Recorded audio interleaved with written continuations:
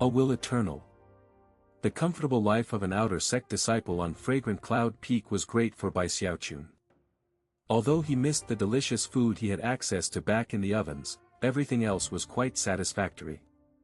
In terms of his progress in cultivation, and his research into plants and vegetation, he truly felt as if he was living life to the fullest. The only downside was that his courtyard residence was relatively remote, and there was no one around to chat with, so he got bored sometimes. Could it be that all cultivators are so lonely, he thought, sighing as he stood there in the courtyard looking up into the sky. Somehow, he felt much older and more grown up. The winds of autumn had passed, and snow had begun to fall occasionally, causing the temperature to drop significantly. Snowflakes drifted about in the air, and the spirit winter bamboo in Bai Xiaochun's courtyard was growing strong and healthy. They were now taller than Bai Xiaochun himself, and emerald green in color. They were like a splash of spring in the middle of the winter cold. A month had passed since he had taken first place on the first stone stele of plants and vegetation. However, the second volume of plants and vegetation was much more difficult than he'd anticipated, causing his research to slow. But that didn't change the most important thing to him, which was that Xianxia never took back the first place spot on the first stone stele. Unfortunately, Bai Xiaochun still felt a lot of pressure to be able to piece together all of the incomplete medicinal plants that he hadn't been able to before. I have an amazing reputation now. I can't let that wench Xianxia surpass me. From that moment, Bai Xiaochun decided that he would continue to work harder and harder until he reached his secret goal of being able to proudly announce in front of everyone that he was Apothecary Turtle. Although his progress with the second volume of plants and vegetation was slow, his cultivation of the Undying Live Forever Technique was rapidly nearing the point where he would be able to achieve a full minor circulation. Although the pain only continued to get worse, Bai Xiaochun remained completely focused on the terms undying and live forever. 3 more days.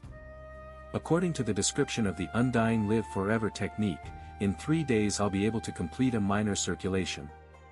Bai Xiaochun took a deep breath, gritted his teeth, and continued to speed around his courtyard, simultaneously studying the second volume of plants and vegetation. The 3 days passed by quickly. On the evening of the third day, it began to snow, covering the spirit stream Sect in a blanket of shimmering silver. Bai Xiaochun was in the middle of running when a tremor ran through him, and he suddenly stopped in place. The pain that he had been enduring for the past 81 days suddenly vanished. A flow of heat exploded through him, converging on his skin, which felt as if it were broiling in an oven. The snowflakes melted before they could even get near him, instantly transforming into a white mist. It worked, he exclaimed ecstatically, despite his dry throat. Although he felt like he was on fire, when he looked down, he saw a black light flowing over his skin, which circulated around him and then vanished. He then poked his arm with his right hand, and could tell how incredibly tough it was. His eyes shone, and shook his arms and legs a bit. Instantly, he could tell that he was much faster than before. He started to run forward, then let out a cry of shock as he appeared several meters away in the blink of an eye. He could now move twice as fast as he could before. Completely delighted, Bai Xiaochun ran around a bit to test out his new speed, and was very satisfied. Without any further hesitation, he used the Undying Live Forever Technique mnemonic to continue practicing cultivation. This new method involved closing his mouth and nose and then attempting to breathe through his skin. An inhalation and exhalation counted as a minor cycle. He needed to practice 81 minor cycles per day for 81 days to complete a minor circulation. If he could accomplish that, then, combined with the painful minor circulation he had already completed, he would have made his initial success in acquiring the Undying Skin. After practicing a few times, Bai Xiaochun got the knack of it and struggled to get through one minor cycle. Afterward, his body seemed much more gaunt. He also felt incredibly hungry, and gurgling sounds could be heard coming from his stomach. He ignored that, and continued breathing, causing his body to get even skinnier. After breathing in and out 15 times, his body looked like nothing more than a bag of bones. It was as if all the nutrients that existed inside of him had been sucked out of him. However, his skin looked even more resilient than before. Bai Xiaochun couldn't hold on any longer.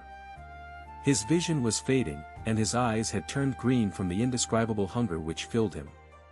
He was so hungry that he could eat an elephant in a single bite. This isn't working, I'm starving to death. He looked around, salivating, only to realize that there was nothing in the area to eat except for the verdant bamboo he was growing, which at the moment looked quite attractive. Unable to hold back because of the incredible hunger, he sped over to the spirit winter bamboo and took a big bite out of one of them. Crunching sounds could be heard as he ripped out a huge chunk and began to chomp it down. After swallowing, his face twisted, and he shivered from the bitter flavor. Too bitter. I need to eat some real food. He suddenly missed the ovens more than ever. Never before in his life had he ever been this hungry, so hungry that he felt like he was going to faint. His eyes were turning even more green, and he was panting. Finally, he bolted out of the courtyard. Racing down the mountain path at top speed, he would occasionally encounter other outer sect disciples. To them, it felt like a wind was blowing past their bodies, and they turned in shock to stare at Bai Xiaochun running off into the distance. He raced down the mountain, into the servants' district and straight toward the ovens. Not wanting to waste time opening the door, he flew over the main gate. The oven's crew was in the middle of cooking. Now that big fatty Zhang and third fatty He were gone, second fatty Huang had become the leader. He was currently ladling out some rice gruel into a bowl, when suddenly a wind blasted in his face, and the bowl was gone, to be replaced by Bai Xiaochun's gaping mouth. Ha! Second fatty Huang was startled, and stood there gaping for a moment. Before anybody could say anything, Bai Xiaochun grabbed one of the nearby woks and began to guzzle it down.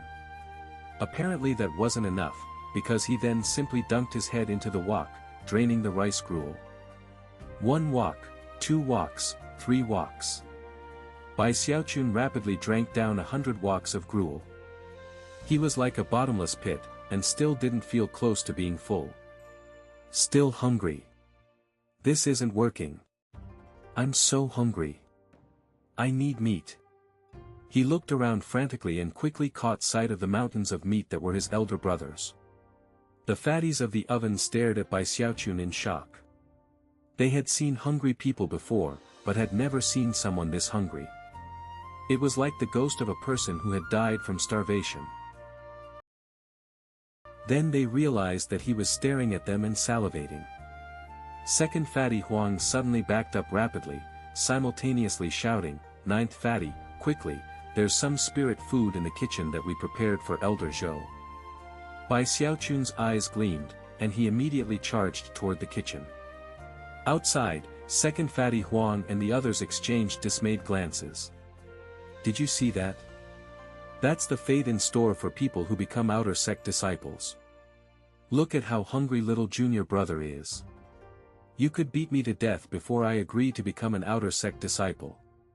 The other fatties were all completely determined to hold fast to their decision, although they felt bad for Bai Xiaochun. At the moment, Bai Xiaochun was doing his best to control himself and abide by the 6 lines of truth from the ovens.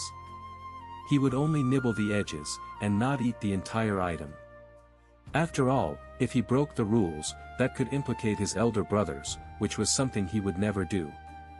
After drinking the gruel and nibbling the edges of the spirit food, Bai Xiaochun's hunger had been reduced a bit. He could deal with it now, so he walked out of the kitchen, wanting to cry but not able to find any tears.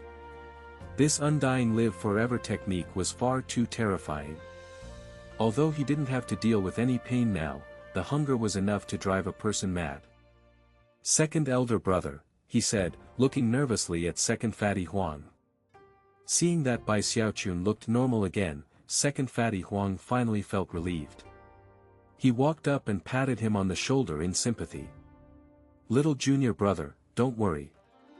Thankfully, we were already preparing some food for Elder Zhou. Look at how hungry you are. AI. From now, you come back more often to fill up, alright? Bai Xiaochun was very moved. However, he gritted his teeth and decided that he would do the opposite. After all, one day if he ever reached the point where he lost control, he might end up clearing out the entire ovens. Second Fatty Huang and the others escorted him out, and Bai Xiaochun sighed continuously as he trekked back up Fragrant Cloud Peak. All of a sudden, the wonderful, carefree feeling from before was gone, replaced by despair. He really was scared of starving himself to death now. I wonder if there really were some spirit stream sect disciples who died from starvation in the past. I definitely don't want to be the first. Scowling miserably, he was in the middle of trying to figure out how to resolve the food and hunger issue when suddenly he heard a rooster crowing off in the distance. The sound caused him to pause in place and slowly turn his head to stare in the direction of the crowing. Chickens. Looking around to ensure that nobody was watching him, he ducked into a nearby thicket, vanishing with a whoosh. Then he began to slink along like a weasel. Moments later, he appeared outside the fence that surrounded Fragrant Cloud Peak's Spirit Fowl farm. Inside were a group of chickens strutting around arrogantly, as large as calves, with 3 colored tails. Bai Xiaochun eyed them with glistening eyes, and began to salivate. Meat, he murmured, then began to chuckle, a strange sound that, when coupled with his wide smile, was completely terrifying.